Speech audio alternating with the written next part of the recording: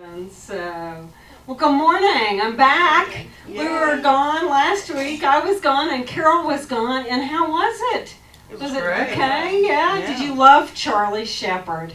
He's Isn't awesome. he a gem? Yeah, he is. He's wonderful, and he is more than willing to come back. So you're probably going to see him again before too long. I love Charlie. He is a sweet, sweet person. Yeah, he's had a tremendous wealth of life experience that he shares from, so it's really great.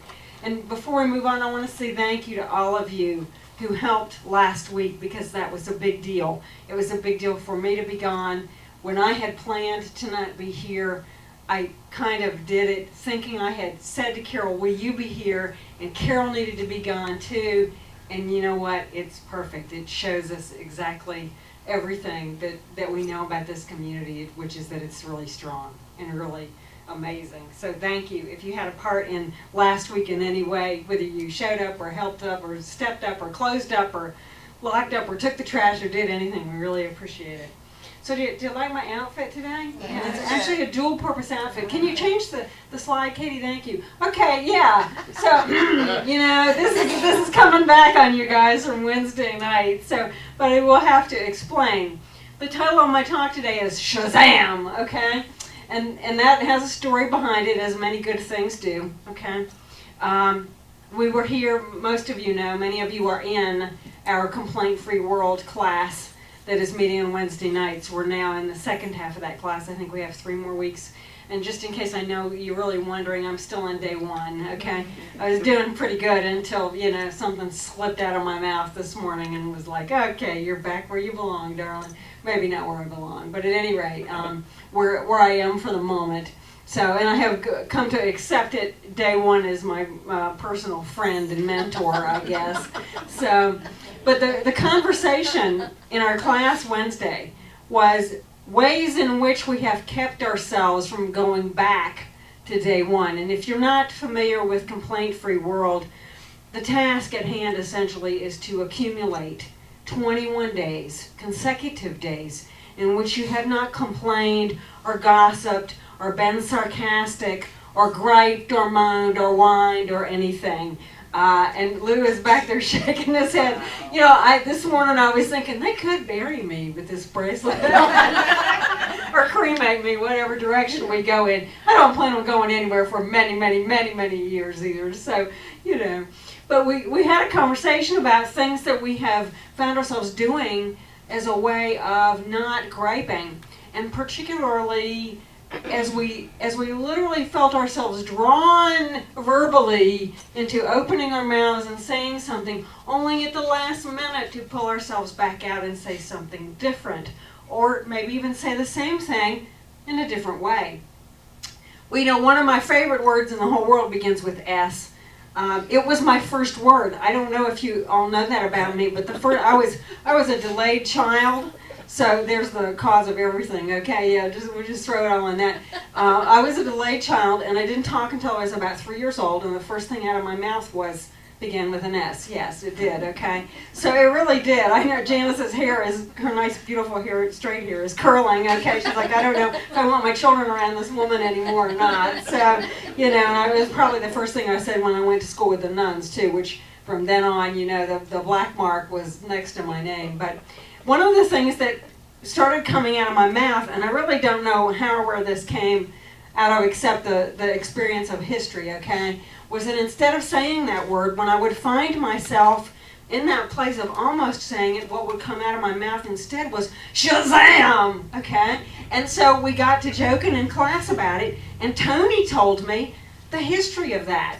I thought it started with Gomer Pyle. Okay, some of you are like, don't remember that, you're so young, but I grew up watching Gomer and Andy and Barney and Lucille Ball. I mean, she is like one of my heroines, okay, she's amazing.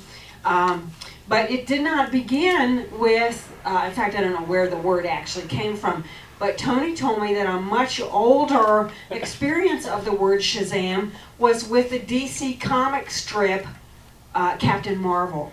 Okay, and if you don't know the story, it's kind of like this. There was a little guy by the name of Billy Batson. Billy was a radio announcer, okay? He was just a kind of a mediocre person and moving through life, hadn't really found his brilliance, I guess is a way to say that, okay? And something happened, I don't know what happened, but at any rate, this ancient wizard, whose name was Shazam, visited Billy and bestowed upon him magical, archetypal superhero powers. There were actually 6 powers that he received, and in the research that I did for this, I couldn't find out what those powers were, okay? So we'll just let that be a big question mark. But the truth of the matter is that I think that is a huge metaphor for us in life, because what would happen when Billy would get into some kind of tough straits is he would say the word Shazam. He would be struck with a lightning bolt, and he would become his superhero self. And that is so what we are. Just through a single word, Billy Batson changed his world. And that's what we teach here. That through a single word, through a single knowing, through declaring, through claiming, and holding fast to our truth, we have the capacity to change our worlds. Now, if you like my outfit, here's what I want to show you. Monique asked me what was under this. I said, oh, well, something, for God's sakes, I hope. Okay, it's really a cape.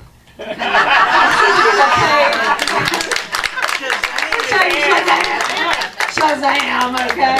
So all we have to do is kind of, wiggle around here and change our uniform a little bit, our clothing, okay? The external, awareness of our external condition, and we can see our superhero self pop through. I didn't even think about that until I walked in the bathroom a few minutes ago and the toilet wouldn't flush, and I was, it's tricky when okay?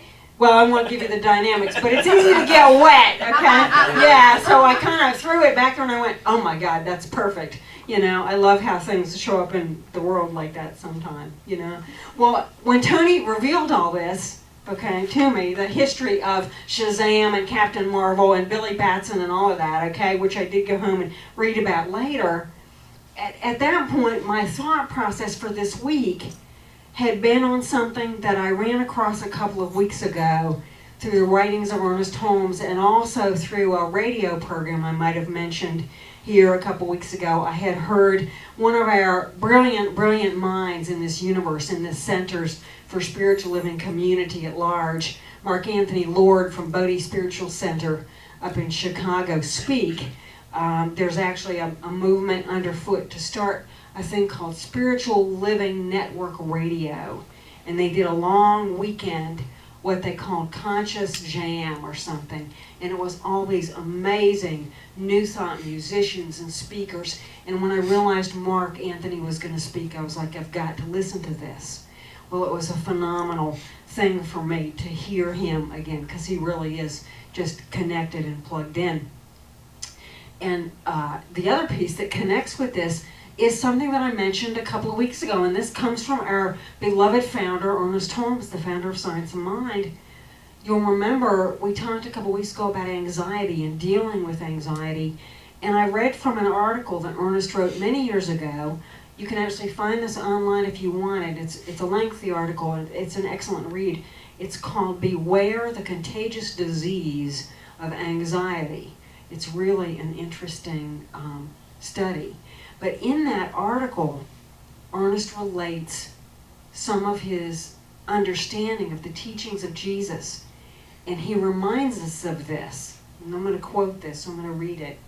He says, "We have an inner friend, a friend in whom we may confide, who will share all our burdens and finally lift us out of unhappiness and fear. We all need a friend, one in whom we may rely, one who will always be there. We need a friend whose wisdom is great, in whom we may have implicit confidence, and one who will never let us down. This thing called life," and that's capitalized, "this thing called life had it all figured out before you and I were born. It implanted a spiritual self within each of us, the real you. This friend is always with you. It goes where you go. It knows everything, even the complaints. And it can answer every need. There's no gap, there's no vacancy, there's no unmet, there's no lack, there's no disbelief, there's no questioning. All of that goes away in the face of that friend, in the presence of that. And so I believe the story of Captain Marvel is an absolutely delightful metaphor, especially when I can wear my cape.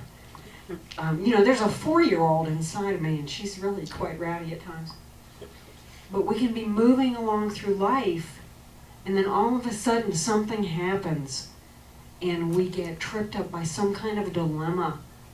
It can be minimal, like a flat tire, we know it'll be gone by tomorrow, or it can be huge. Perhaps it means whole components of our world shifting, moving, maybe moving from where we live, or changing how we live, or different things that are necessary in order to live, whatever it is. But we recognize that we can meet them from that place of a frail human consciousness. Or we can Shazam, okay? We can claim to know the truth of our being. We can decide to live from what I really hold out as our true consciousness. Sometimes one might refer to it as miracle consciousness. And we refuse to stand on a platform that doesn't measure up to that. I like this idea of Shazamming, because to me, I like the idea of having that inner friend. I like the idea of having that place to go to, no matter what, no matter when, no matter how. Somebody said people go to the bathroom to get away from the stress. Any of you ever lived in the bathroom? Yeah, I don't mean metaphorically, but I mean gone back and forth in that place of into the closet in prayer, into that place of connecting with that inner friend, with that divinity, with that truth, and asking it to do for us what we seem in that moment so unable to do for ourselves. It's pretty phenomenal, isn't it? Yeah. I like that. For me, it's a lot like mini visioning. And for those of you who know a lot about the spiritual practices that we support in Science of Mind, the one called visioning essentially just involves opening to the very highest, the grandest view that the divine holds for our life in that moment, for a project, for a center, for a book we want to write, for a child we want to raise, for a day we want to bless, okay? That we literally open up to that wholeness that is what life has to offer, rather than seeing things through the pinhole of our awareness. We open the lens wide and see through the eyes of God. For those are our eyes, aren't they? Yeah, we just have to hold that high watch. So now let's talk just for a moment about that inner friend. Here's a little piece from Rumi that I love. And there's the bread. Denise is our bread wrangler. Yay! Okay, so Rumi, you know Rumi, a Persian mystic, an absolutely amazing individual. He tells us, knock and he will open the door, vanish, and he will make you shine like the sun. Fall, and he will raise you to the heavens. Become nothing, and he'll turn you into everything. Yeah. Amazing. So here's a way that we can connect with that inner friend, that divinity, that wholeness. The next time, that you are spending a few minutes in the silence. And I like to do that at the beginning of my day. It usually involves having had enough caffeine, but not too much. There's a fine line in there. Sometimes it involves a cat, but they're picky, so sometimes not. But it involves just having let go of anything that might have been walking around with me and opening to that emptiness, that sweet stillness. The next time you go there, take a pencil. We even have lots of pencils, they say open door, CSL.org, they're really great pencils. You can take one home and use it. Take a pencil and a piece of paper and write down what are the qualities that you would assign to your very best friend. Anybody got any suggestions? Patience. Yeah. Patience, that's lovely. Yeah, what else? Compassion. Compassion. Acceptance, yes. Truth. Yes. Loyalty. I'm sorry? Loyalty. Loyalty, that's wonderful, yeah. Fun. Fun? Yeah, fun. A sense of humor, it's absolutely mandatory, isn't it? Yeah. We take ourselves way too seriously sometimes and take a lot of the fun out of life that way. One that I like is preconditional love. Before anything else, that love was there. Yeah. Before anything else, when everything else is gone, that love is there, kind of thing. Yeah, sweet. So do that the next time you sit down. Characterize that divinity. Put a face on it. Give it attributes, give it persona, give it life. And then once you've done that, recognize that's you. That's you. All we ever have to do when we get in a funky place is Shazam! Okay? And you can say the word too. It always makes me feel better when I do that. Yeah. And we're doing this, we remind ourselves of our own inherent divinity. We remind ourselves that we have only to stand up spiritually straight and tall, and this divinity will lead us forth, just like Shazam did for Captain Marvel. Don't you love it? I love it. Sometimes I turn on TV or I watch movies, and I'm like, all they're doing is downloading the future. That's all that is, a lot of it, okay? That's why I think it's important to watch pay attention to what movies we watch, Yeah. When we do this, we remind ourselves that we are that which was never born. This is just a shell. It's just a face. It's just a name we're walking around with. We are the nameless. We are the bodiless. We are the perfect embodiment of nothingness, of perfection, yeah. We recognize that we can't die. What we are, it's going to live on forever. One of my dear minister friends from Mile High Church of Religious Science out in Colorado, out in Denver, posted that they had just released a pet, a beloved pet, and the whole family had gathered because this was, I believe it was a dog, had meant so much to them. And I just wanted to share with her, you didn't lose anything. Now they're everywhere, and they're free, okay? They're totally free. So they're with you all the time, nearer than your thoughts, closer than your breath, just like the divine. So as a means of anchoring this, you want to do something? There you go. As a means of anchoring this, Mike is going to bring this bowl around. And this is just a token. It's something to carry with you to remind you of the unendingness. The computer didn't like that word. Unendingness of true spirit. Something to help us when we need to Shazam. As these go around, just take one. And just notice it. They're amazing. They're all different. And they're all beautiful. And that's the coffee pot. You can ignore it. No, that's the bread. Oh, that is the bread maker. Excuse me. Sorry. The first one was the coffee pot. I guess they both beat constantly. Sorry, Denise. That's I gave her okay. some messed up instructions earlier. So select a shell and just take a good look at it. Many of these came from, let me change that. Many of these were blessed by, Carol's trying to hear the ocean in her seashell. Good luck, darling. And, you know, everything is possible, okay? I know it is. I really understand that. So if we have but ears to hear, isn't that a statement in the Bible? Yeah. Many of these came from a necklace that I was gifted, and the shells came from Hawaii, from the Big Island. They were blessed by a Science of Mind minister who is also a Hawaiian shaman there, yeah. And many of them came blessed by my own hand from one coast or the other, I'm not sure which. Yeah. We have an assortment there. These shells, as you look at them, recognize that they have been around for a long, long time. But here's a secret.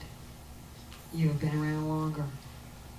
After they're nothing but dust, you'll still be here. Maybe not in this form. Maybe not with this face. But somewhere, somehow, you will Shazam. I love you. Thank you. Thank you.